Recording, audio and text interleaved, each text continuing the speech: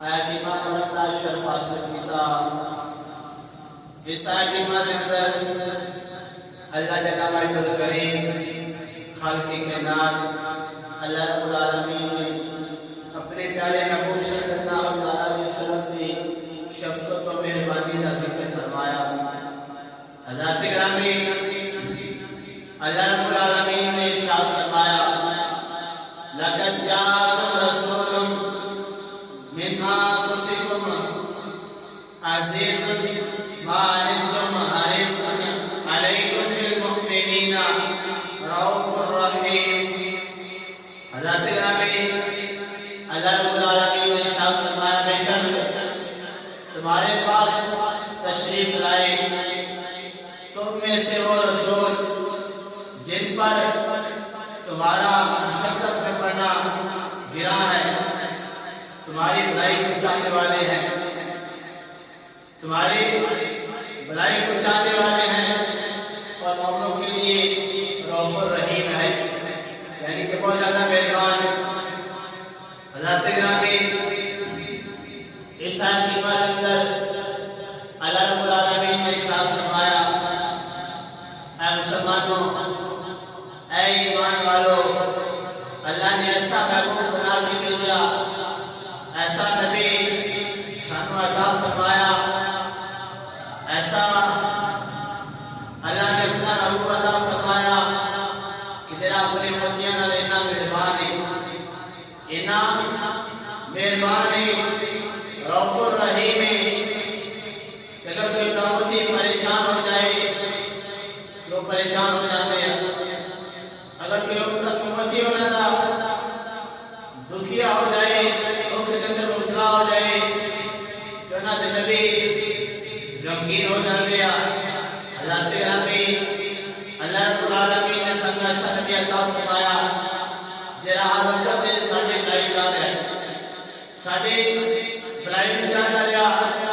اور حضرات گرامی جس طرح دنیا تے ساڈی بھلائی کرتا رہا، انشاءاللہ تعالیٰ کل قیامت والے دن میں اپنے امتیاں کی بھلائی کرے گا، اپنے امتیاں کی نگہبانی کرے گا، انہاں دا خیال رکھے گا، لیکن امتی کو چاہیے کہ صحیح طرح اس نبی کا امتی بنے۔ یہ نہیں کہ کلمہ پڑھ لیا تو امتی بن گئے، نہیں بلکہ اللہ کے پیارے محبوب کے حکم من کے زندگی گزاریے پھر ہی صحیح امتی۔ اگر اپنی مرضی کریے پھر امتی نہ ہویا، امتی کلام داری ہوئے گی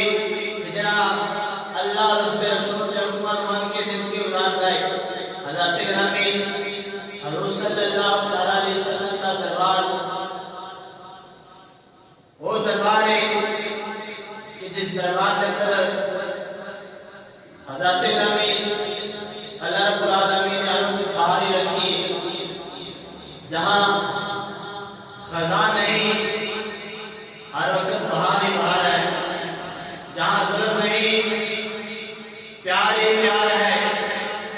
اللہ نے اپنے محبوب کا گھر ایسا بنایا ہے کہ جہاں بے چینی نہیں بلکہ امتی کو قرار ہی قرار ہے، جہاں درد نہیں بلکہ دوا ہے، جہاں مرض نہیں بلکہ شفا ہے، جہاں سرسد نہیں صبا ہے، اور جہاں ظلمت نہیں ضیاء ہے، جہاں فنا نہیں بقا ہے، جہاں غیب نہیں حبیب ہے، جہاں مریض نہیں طبیب ہے۔ اس لیے تو امتی نبی کی بارگاہ میں حاضر ہوتا ہے، اپنی مشکلوں کو اپنی تکلیفوں کو بیان کرنے کے لیے، اور پھر وہ نبی اور مشکلوں سے امتی کو نکالتا ہے، ان دکھوں سے نکالتا ہے۔ یہ حضرات گرامی ہمارا معمول نہیں، ہمارا طریقہ نہیں، یہ سادہ طریقہ نہیں، بلکہ پہلے نبیوں کی امتوں کا طریقہ ہوئی، پہلے نبی کی امتوں میں اسی طرح ہی چل رہی ہے جس طرح اس نبی کی امت چل رہی ہے۔ حضرات گرامی، اللہ رب العالمین نے قرآن کے اندر ارشاد فرمایا حضرت عیسیٰ علیہ السلام کی امت کے بارے، حضرت عیسیٰ علیہ السلام کی امت جب انہوں نے کوئی مشکل پہنچی پریشانیاں دی تو کی کرتے نبی دی بارگاہ سے حاضر ہو جاتے،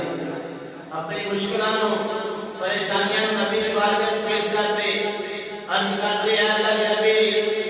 تو ہی سامنے نہ مشکلات سے نکال سکنا ہے، انہیں پریشانیاں جو بڑھ سکنا ہے۔ حضرت گرامی کس طرح سے نبی امتیوں کو مشکلات چکاتے رہے، اللہ نے قرآن میں بیان فرمایا ہے، اللہ نے قرآن میں بیان فرمایا ہے۔ اللہ رب العالمین نے حضرت عیسیٰ علیہ السلام کا ذکر کرتے ہوئے فرمایا اذ قال الحواریون، اور جب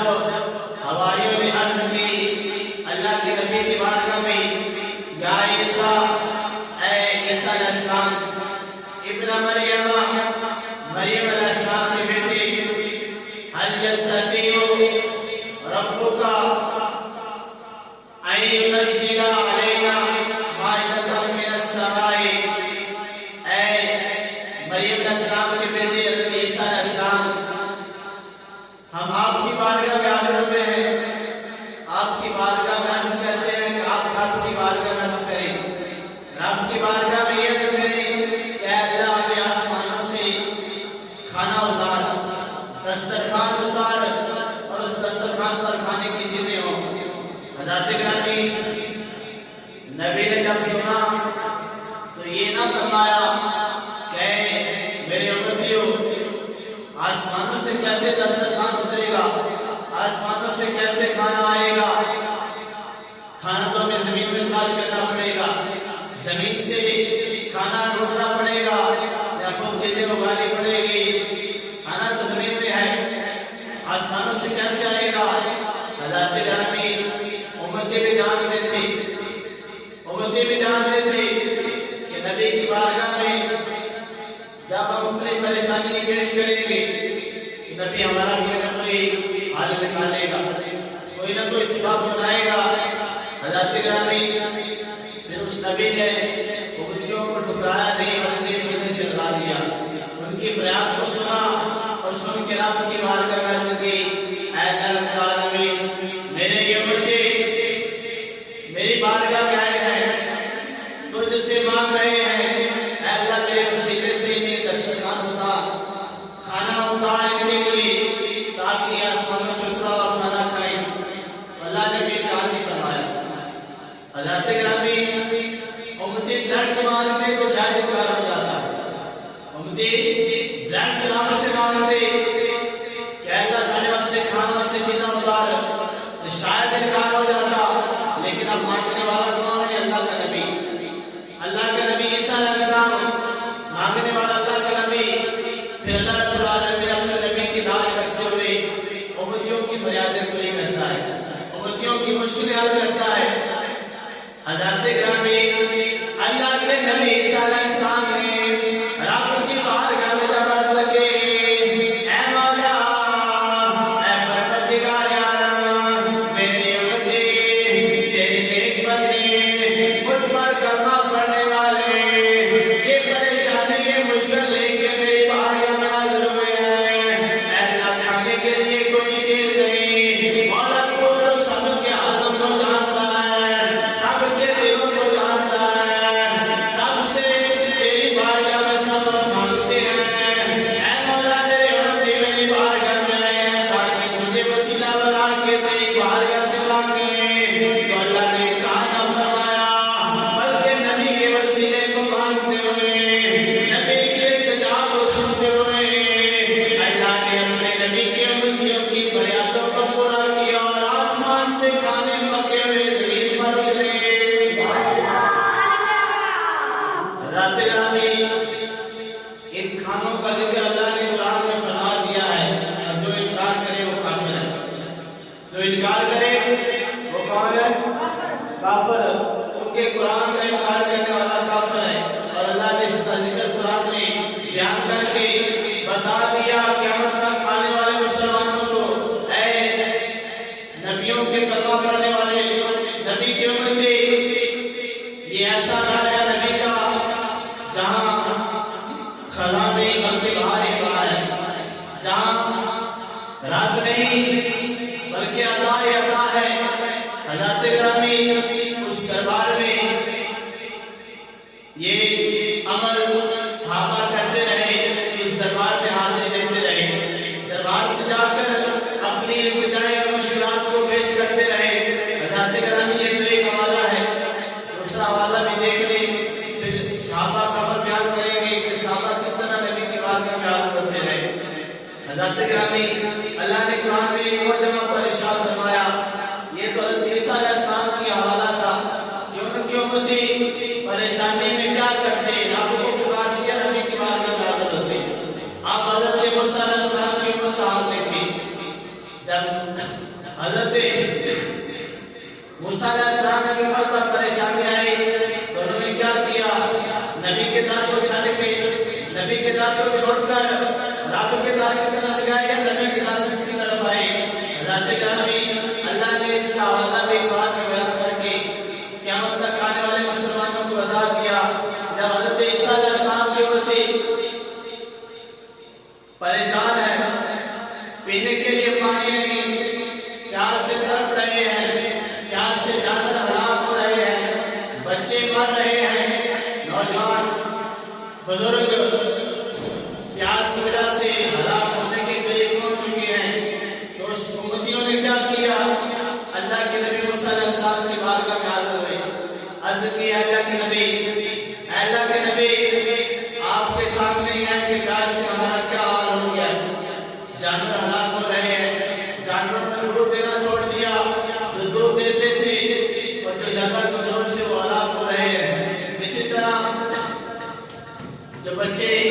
دودھ پیتے تھے ماؤں کا، جب ماؤں نے پانی پینا چھوڑ دیا تو چیز کھانے کے لیے نہیں، تو کس طرح بچوں کو دودھ پلائیں،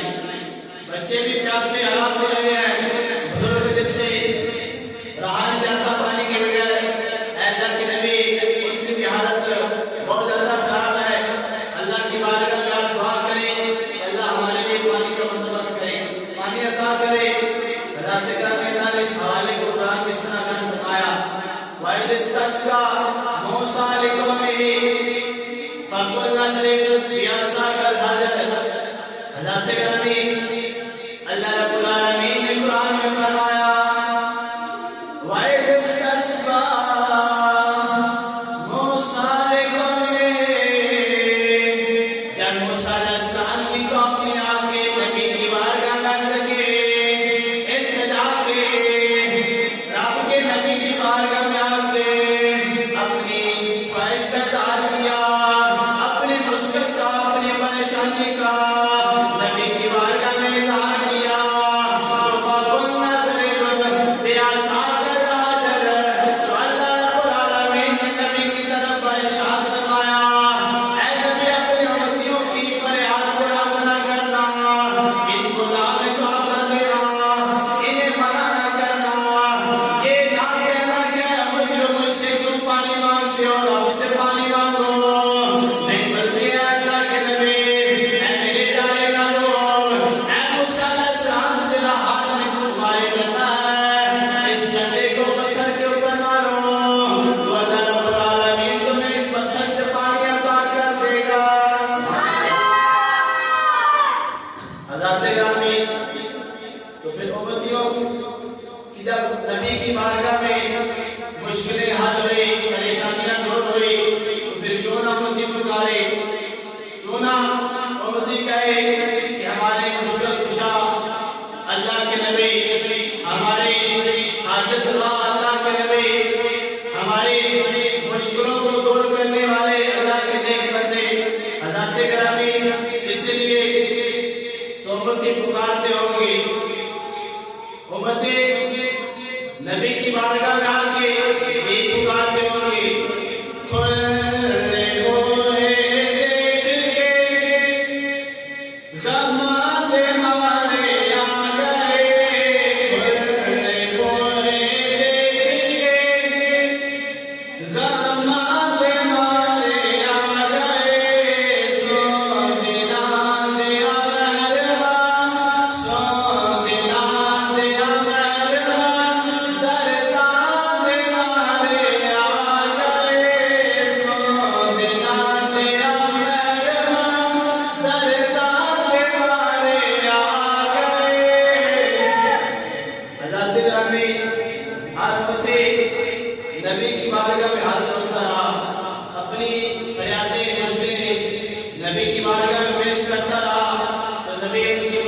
حل کرتے رہے، دور کرتے رہے، پریشانیاں دور کرتے رہے۔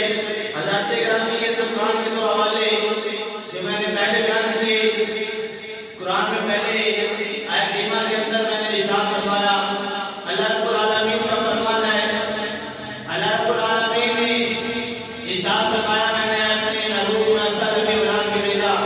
کہ ان کے امتی پریشان ہوتے ہیں تو نبی پریشان ہو جاتا ہے، ان کے امتی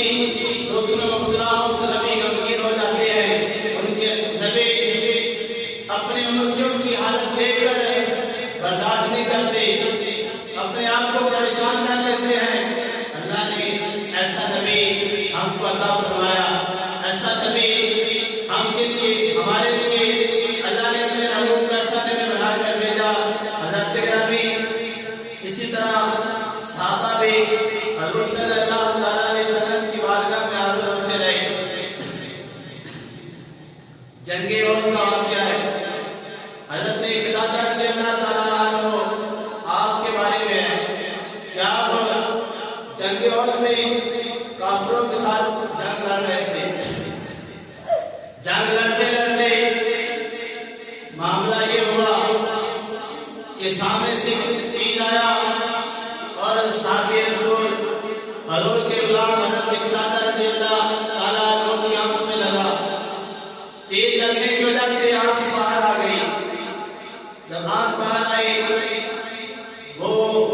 امتی، وہ صحابی رسول ہم جیسے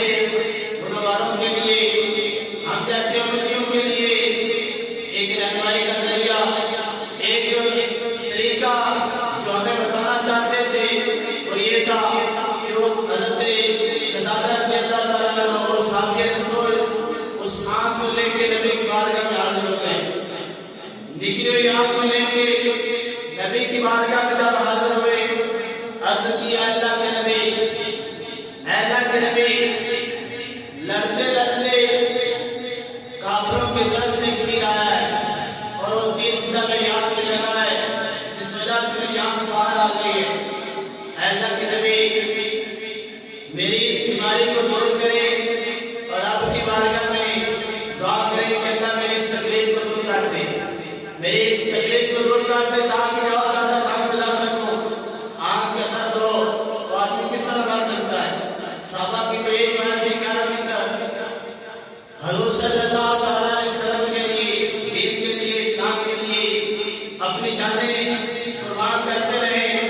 اور اس صحابی کا عمل یہی تھا کہ میں لڑتے لڑتے شہید ہو جاؤں۔ اللہ کے نبی کی بارگاہ میں آ کے عرض کی اللہ کے نبی دعا کریں اللہ میری اس تکلیف کو دور کر دے تاکہ کافروں کے ساتھ جا کے اور جنگ کروں اور لڑوں۔ اور حضور صلی اللہ تعالیٰ علیہ وسلم نے اس صحابی کو منع بھی نہیں کیا، انکار نہیں کیا کہ اللہ کے بندے تیر لگنے سے تیری آنکھ باہر نکلی ہے تو میں اس کا کیا کروں، میں اس کا کیا کروں؟ نہیں، بلکہ اللہ کے نبی نے آنے والے امتی کی فریاد کو سنا اور اس فریاد کو پورا کرنے کے لیے اس کی نکلی ہوئی آنکھ کو اپنے ہاتھ میں لیا، وہ ہاتھ جسے اللہ نے اپنا ہاتھ کہا، جسے اللہ نے قرآن میں اپنا ہاتھ کہا، اس ہاتھ پہ اس نبی نے اپنی امتی کی آنکھ کو لیا اور آنکھ کو لینے کے بعد اپنا لابِ دین اس آنکھ پہ لگایا اور جس جگہ پہ آنکھ رکھی نہیں تھی اس جگہ پہ بھی اپنا لابِ دین لگایا۔ لگانے کے بعد اللہ کے نبی نے اس صحابی کی آنکھ کو اس آنکھ کے اندر رکھ دیا، رب کی بارگاہ میں کہا کہ اللہم اغفر جمالا،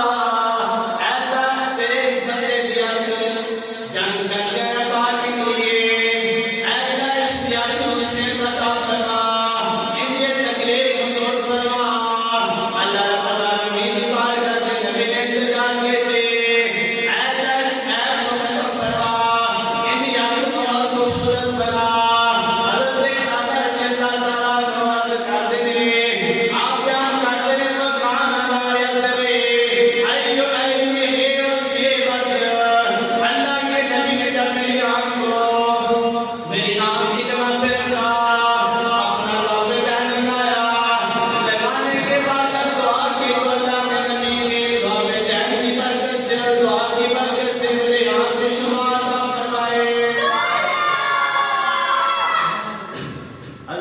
گرامی تو پھر شادی کیوں نہ کرے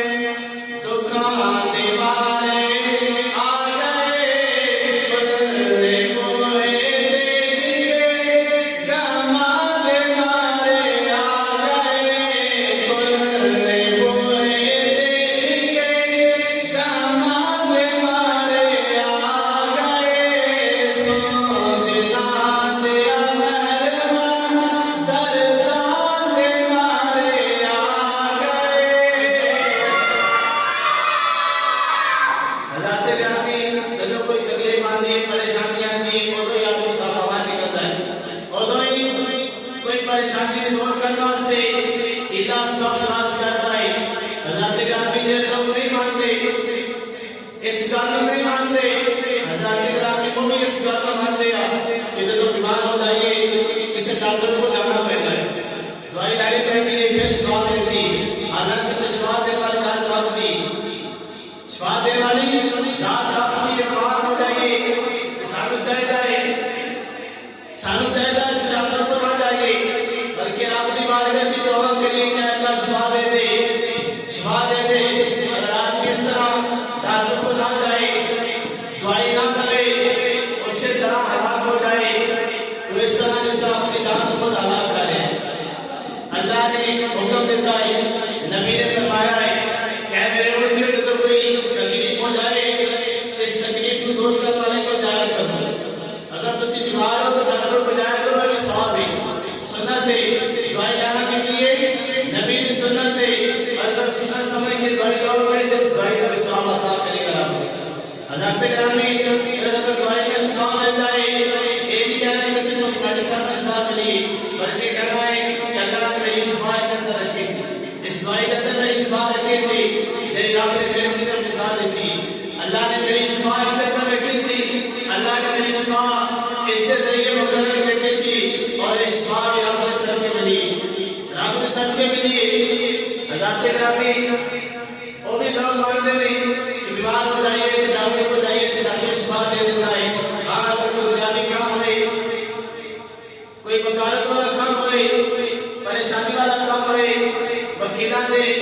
سبب و کام ختم ہوئے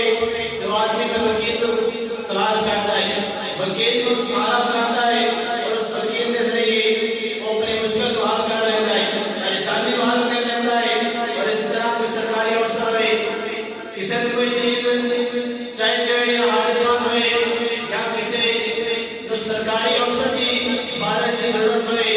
تو سرکاری افسر کے طور چلا جاتا ہے اپنی سفارش لائے گئے کیوں اس لیے کہ بڑے ہوتے تھے شاید میری سفارش کرتا ہوئے میری ایک کام کو پورا کرتا ہوئے حضرات گرامی جدو دنیا کا ڈاکٹر دنیا کا افسر دنیا کا وکیل اگر پریشانی دور کر سکتا ہے ڈاکٹر بیماری کی شفا دے سکتا ہے کوئی افسر سفارش کرتے جو کام بن سکتا ہے کہ اللہ نے اپنے ناموں کو سب افسروں کا افسر بنا کے بھیجا ہے سب نبیاں کا سردار بنا کے بھیجا ہے کہ اس نبی نے کیوں نہ رفع رحیم کہی اللہ نے قرآن میں فرمایا بالمؤمنین رؤوف رحیم میں ایسا نبی بنا کے بھیجا ہے کہ جناب رؤوف رحیم ہے بہت زیادہ مہربان ہے اتنا مہربان ہے کہ امتی پریشان ہو جائے جو پریشان ہو جاتا ہے حالانکہ وکیل کو چلے جائیے وکیل پریشانی دیکھ کے پریشان نہیں ہوتا ان سے خوش ہو جاتا ہے کوئی گاہک آیا پیسے آن گئی ڈاکٹر کو وہ بھیج جائے وہ پریشان نہیں ہوتا وہ بھی خوش ہو جاتا ہے چلو پھر بھیج آیا پیسے آن گئی کوئی پیسے آن گئے ایسے طرح حضرات گرامی یہ دنیا کے ڈاکٹر دنیا کے وکیل گاہک دیکھ کے خوش ہو جاتے ہیں لیکن نبی نے اللہ نے ایسا نبی عطا فرمایا کہ امتی نے کچھ دیر تک دیکھے تو آپ تکلیف ہو جاتی ہے امتی پریشان ہے تو آپ پریشان ہو جاتے ہیں پھر آپ کی بارگاہ سے التجا کرتے ہیں